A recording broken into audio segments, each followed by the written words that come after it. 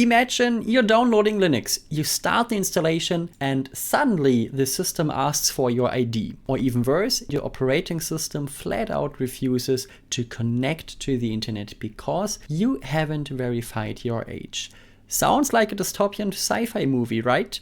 But this could soon become reality. In this video, we are talking about a topic that has sent the entire Linux and open source world into an uproar over the last few months. The wave of new age verification laws. What is the current status and what do we actually have to fear?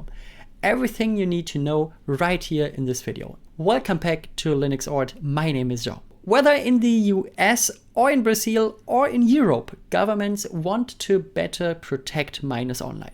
That's a noble goal, and I think we can all understand the intention. The problem is how they actually want to do it.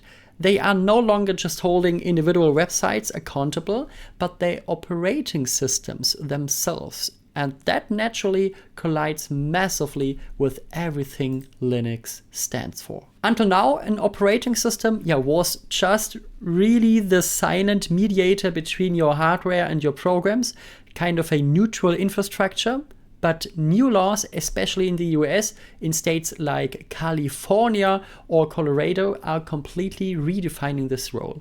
The operating system is supposed to become the gatekeeper. The law in California goes into effect very soon and forces OS developers to ask for the user's age right during the computer's initial setup. This information then has to be passed in onto the background, like an invisible stamp, to installed apps and browsers, so they can then process it. And here in California, users are supposed to be divided into 4 age groups. Under 13, 13 to 16, 16 to 18, and adults. Unfortunately, this isn't just an isolated US problem. For example, in Brazil, new sweeping data protection legislation is on the horizon that also demands deep age controls at the system level. The Brazilian Data Protection Authority has even put Canonical, the makers of Ubuntu, onto an official watch list. Not a great sign of what's to come. What does this actually mean for Linux? While this probably isn't a massive technical hurdle for Apple and Microsoft, though it's super annoying for users, it works fundamentally differently for Linux. First, there is no central Linux database or central Linux institution. There are foundations and companies, but no single central entity. And that's a good thing, to be honest. That's what made Linux strong. When we install Ubuntu, Linux Mint, or Arch Linux, these are completely anonymous downloads. We click download and we're off. The developers of Linux Mint don't actually know that you are currently using their operating system right now. And that's a privilege we Linux users have enjoyed for decades, and something you essentially lose with Microsoft and Apple online accounts. That's the first hurdle. Software distribution. When you install a program on Linux, you don't download it from a central corporate store like the Google Play Store or Microsoft Store. For Linux Mint, for example, you query a worldwide network of mirror servers. These are often operated by universities or volunteer organizations. How is the state of California going to force a random university in another country to perform a Californian age check when someone installs a package? That just doesn't work. The third point is existential: money and resources. It's not a secret that Apple and Google and Microsoft have entire apartments full of lawyers. Community Linux distributions don't have a legal department. These new laws threaten fines up to $7,500 in California per unprotected child that goes online. So a single lawsuit could eat up a community project's entire project. So if we have a look to the donors of Linux Mint, we see the last month we were about $25,000. So 4 childs in California, then we don't have anything anymore on the Linux Mint monthly budget, so to say. And the monthly budget will be a bit lower, I guess, because it's fluctuating. So technically, it's completely unclear how something like this can even be implemented on Linux. How is the community reacting to this pressure. As you can imagine, the big corporate players like Canonical for Ubuntu and Red Hat, they are trying to be pragmatic. They are looking for minimal compromises with their lawyers.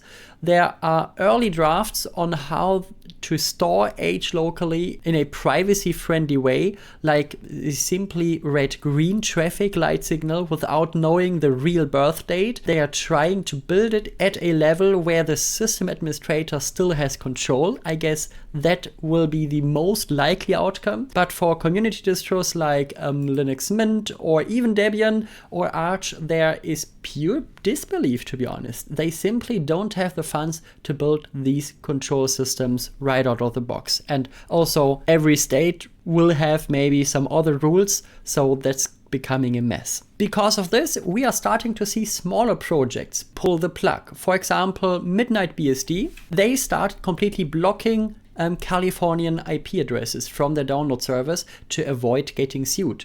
Other developers are considering excluding entire regions from the distribution. That's the easiest way, but also the most safe way for those distributions. And to be honest, I can understand them. There's also even a new distro called Ageless Linux, which intentionally removes any possible code related to age verification. It's a statement for digital freedom.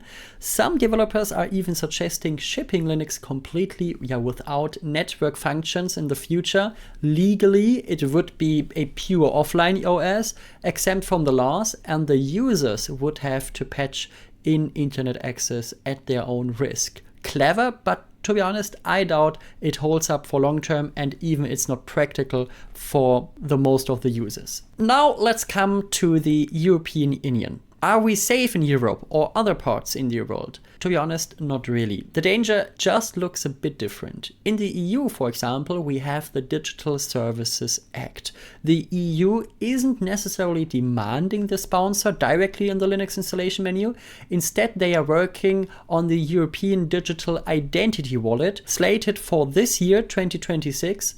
The pressure on Linux is indirect. If Linux doesn't support these wallet APIs, you won't be able to identify yourself on major websites, app stores, or social networks in the future, so you essentially get locked out of the modern web. Might be a problem, but to be honest, for some websites like TikTok and so on, I wouldn't feel too bad about this. But it gets more drastic. We are seeing drafts for local national media and youth protection laws popping up globally that explicitly target operating systems. These drafts demand that operating systems build in youth protection filters by default.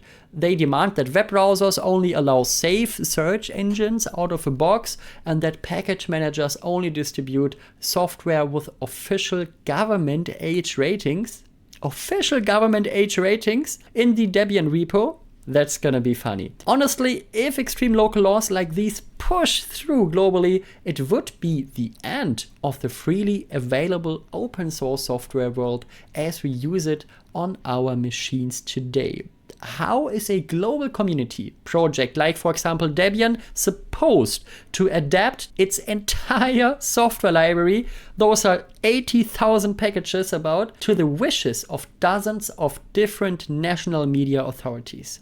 To be honest, that's completely unrealistic. Personally, I think these laws will be watered down before they fully hit us, similar to past internet copyright panics, but we will have to deal with it. We might see adapted regional Linux versions or specific filter lists. I guess the filter lists are more plausible and easier to maintain and to administrate. In overall, we are facing huge geopolitical trends that are quite scary for the 2020s. Overall in the world. I don't want to do a big topic about this, but this doesn't feel like a free world, to be honest. The era of a global borderless Linux, where you get the exact same Debian version in Brazil, the US, and Europe, might be ending. We might have to get used to regional blocks on the internet. Some other states are already doing it. Russia, for example, is a big state which are cutting down some internet regions, and I'm very sure other states have also such mechanisms in place or are implementing such mechanisms just to shut different regions of the world down. We might also see a two-class society. Large commercial distros like Ubuntu and Fedora will survive these legal hurdles. I'm very sure about this, while volunteer-driven community distros are pushed into a legal gray area. Linux Mint can adapt it from Ubuntu, for example, so I won't think that this will be a big problem. But yeah, Debian and Arch Linux, the big community distributions, they are also sometimes not very fast in adapting in any way because there are so many different opinions. That is fine, but for such quick legal changes, this might be a problem. Last but not least, ultimately, this paves the way for surveillance. Linking state identities to our personal devices in the EU, for example, is a massive gateway for monitoring the whole internet as we never imagined before. If we want decentralized, private and free systems to survive, it's no longer enough just to write good code. We have to get louder politically. Support open source software, advocacy groups pushing for digital sovereignty. For example, in Europe, we have the Free Software Foundation Europe. They are also doing much political stuff. I really like that. We have the FSF worldwide, kind of, but there are also some local groups. For example, in Germany, it's the Open Source Business Alliance, and there are different groups in different countries where we have to support those groups to speak up for ourselves, to keep our freedom with Linux and open source software and free software in overall. It's not about Linux. It's maybe also not even about free software. It's about the internet itself. And that might be another try to cut us all down in freedom with the internet. Of course, there are spooky corners in the internet, but what I really care about it is the knowledge we get about the internet. This is why we have to protect it. And it can't flourish as freely if we cut down those internet structures step by step in different phases. This is why we have to care about this. So it's really about free software and the free transfer of knowledge on the internet. If we can no longer just pull a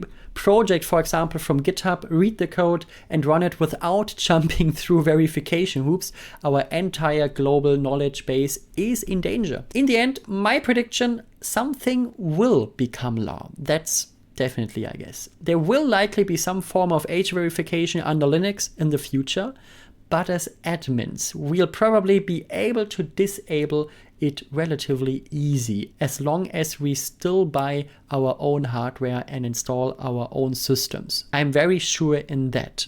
I think youth protection is incredibly important, but it belongs in the hands of parents and guardians, implemented via the router or DNS block lists, for example, not hard-coded into the operating system. That's the wrong place to put something like this. And for massive platforms like TikTok or Discord, they will have to comply. And honestly, I am not shedding a tear for them. If need be, we'll just build our own smaller platforms, for example, on the Fediverse, like Mastodon and so on, which is really decentralized. Now I want to know what you think about. Is it right for operating systems to enforce youth protection, or does this completely miss the reality of free software?